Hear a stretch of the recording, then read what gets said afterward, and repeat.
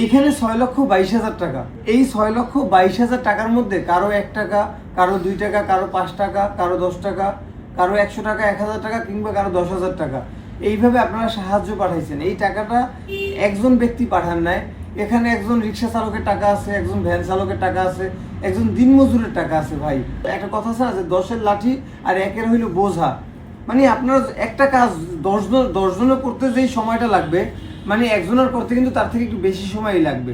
তো এই যে ভিডিওটা তৈরি করতেছি এই ছোট্ট বাচ্চাটাকে বাঁচাবার জন্য, ওর গলায় হেমানজিওমার টিউমার, এই বাচ্চাটা খাবার খেতে পারে না, এই বাচ্চাটা অসহ্য যন্ত্রণা ভোগ করতেছে। মানে ছোট্ট একটা বাচ্চা ভাই, ওর বয়সই বা কত হয়েছে, আর ও তো এখনো নিষ্পাপ ভাই, ওর কোনো পাপ নাই। এখন এই নিষ্পাপ এই বাচ্চাটাকে বাঁচাবার জন্য আমি ভিডিও তৈরি করতেছি, আপনি সেই ভিডিওটা দেখতেছেন। মানে আমি রিকোয়েস্ট করব যে আপনি যদি সম্ভব হয় এই বাচ্চাটার পাশে দাঁড়ান।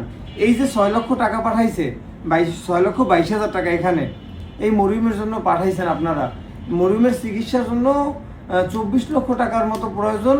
বাংলাদেশে ওর চিকিৎসা নেই, ওরে চায়নার বেইজিং জিন্দু চিলড্রেন্স হসপিটালে নিতে হবে।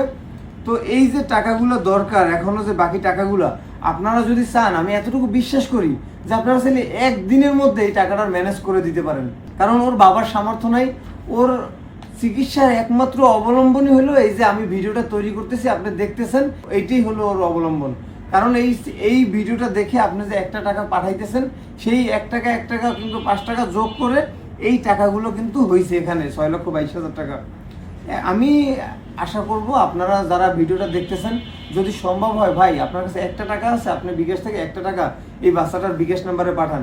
জানেন কি জানি না, বিকাশে 1 টাকাও সাহায্য করা যায়। আপনি যদি চান 1 টাকা সেন্ড মানি করবেন এই বাচ্চাটার নাম্বারে, আপনি তাও করতে পারেন, সেখানে মানে খরচও কাটে না। তো আপনি ভাই মানে আপনার 1 টাকা মানে চা খাইতে বলেও 10 টাকা খরচ করে ফেলেন।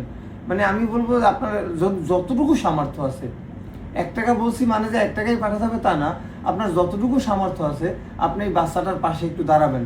মানে এটা আপনাকে আমি মানে যে রিকোয়েস্ট করতেছি, হ্যাঁ আমি রিকোয়েস্ট করতেছি এই কারণে যে নিষ্পাপ বাচ্চাটা যেন একটু সুস্থ হয়। ওর বয়সের কি হয়েছে, ও বড় হবে, মানুষের মতো মানুষ হবে, এইটাই তোর বাবা মায়ের আশা। একটা সন্তান বাবা মায়ের কাছে যে একটা স্বপ্ন। এই যে বাচ্চাটা যে অসুস্থ, ওর বাবা মায়ের পরাণে কি কিছু আছে? এই বাচ্চাটা যখন যখন একটা ছেলে মেয়ে যখন জ্বর হয়, আমরা সারা রাত ঘুমাতে পারি না, সেখানে ওর একটা অনিশ্চিত জীবন ওর বাবা মায়ের কাছে। তাহলে ওর বাবা মায়ের মানে অন্তরে কি বলতেছে, মানে সেই জায়গা থেকে আমি এগিয়ে আসছি এই বাচ্চাটার জন্য ভিডিও তৈরি করতেছি। যদি আপনার সম্ভব হয়, আপনি বাচ্চাটার জন্য যতটুকু সামর্থ্য আছে আপনি সাহায্য পাঠান। যদি সেটাও সাহায্য না করতে পারেন, এই ভিডিওটা আপনি দেখতেছেন, ভিডিওটাকে একটু শেয়ার করে দেন।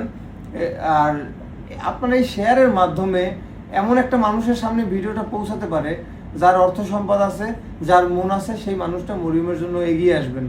এবং ভাই বলবো, আপনারা অন্তত আপনাদের প্রার্থনা এই বাচ্চাটাকে রাখবেন।